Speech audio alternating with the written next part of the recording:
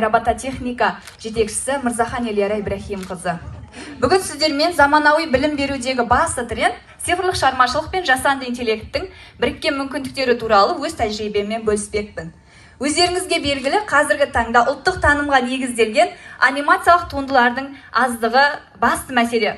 Осы кемшілікті жою мақсатында оқушыларыммен бірге қазақша цифрлық анимациялар жасап, ұлттық рухты жаңа форматта дәріптеуді мақсат еттім. Осы жобам бойынша халықаралық конференцияларда баяндамамды қорғап, алғыс хаттар мен марапаттарға ие болдым. Және де бірнеше телеарналарда сұхбат беріп, цифрлық анимацияның болашағы жайлы ой бөлістім. Қазіргі таңда мектебімізде бұл бағыт бойынша қалыс қалып жатқан жоқ, яғни әр информатика сабағында оқушыларға осы бағыт бойынша қосымша сабақтар жүргізілуде. Оқушыларды да мұғалімдер де осы құралдарды меңгеруге баулып, білім беру үдерісін жаңа деңгейге көтерудеміз.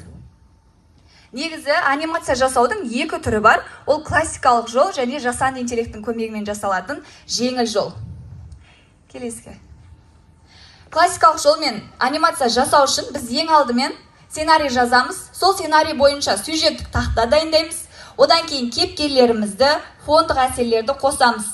Одан кейін жасаған кейіпкерлерімізге қозғалыс енгізіп, дыбыстар мен суреттерді импорттаймыз. Және де дайын болған дүниемізді көрерменге ұсынсақ болады.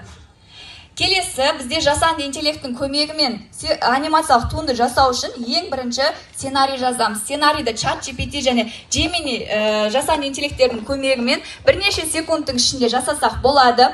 Одан кейін сол сценарий бойынша біз кейіпкерлер жасауымыз керек. Кейіпкерлерді Грейн, Леонардо Ай, Делафри жасанды интеллекттері арқылы жасасақ болады.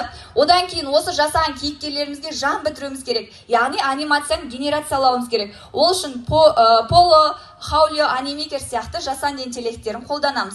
Одан кейін енді біз өзіміздің анимациялық туындымызға қажетті дыбыстарды енгізуіміз қажет. Ол үшін бізде қазақша дыбыстарды нақты әрі анық айтатын жасанды интеллекттердің тізімін қойып қойдым. Және де Суно жасанды интеллекті бар. Ол бізге қазақша әуенді өзі жазып, айтушыны да, жанрды да өзі таңдап береді. Қазір сіздерге өзімнің жасаған анимациялық туындымды назарларыңызға ұсынсам.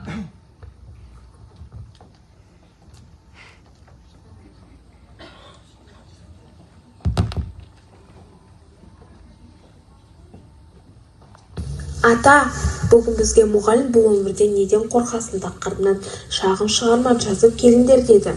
Мен шығармамды аяқтадым. Сізге оқып берсем бола ма? Қанекей, оқи ғой құлыным. Мен бұл өмірден сабақтан 3 ауылдан қорқамын. Ата-анамның ұрыс естуден қорқамын. Үйде жалғыз қалудан қорқамын. Биіктіктен қорқамын. Иттен, жәндіктерден қорқамын. Ата, ал сіз неден қорқасыз?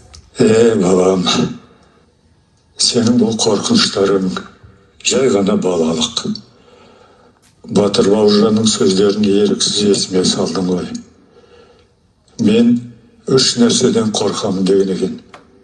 Өзінің сәбиіне бесік жырын айта алмаған анадан, өзінің немерелеріне ертегі айта алмаған ата мен әжеден, екі қазақтың бір-бірімен орысша сөйлесіп тұрғандарынан қорқамын деген екен.